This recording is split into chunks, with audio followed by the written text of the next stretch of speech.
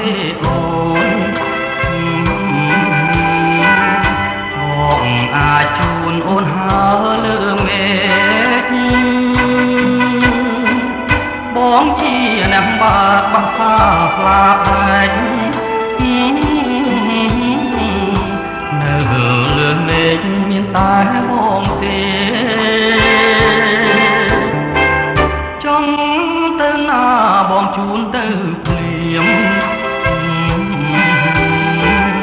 ចង់ទៅរៀមឬក៏កងកងឬកំពុងសោមឬតាកែវក្រុង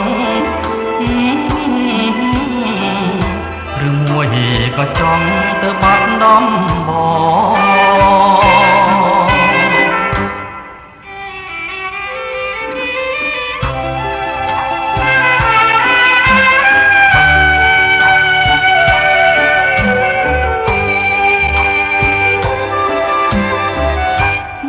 ងមិនខ្លាចទេយកជូភ្លៀងបងហងហើយច្រៀងមកពីវេលាបងខ្លាចតែអូនពីជីវ៉ាខ្លាចអូនថា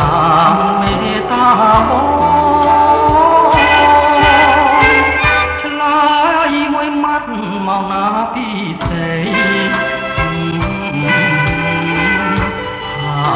ប្រណីមកទៅនួនល្អរៀមចាំយូរ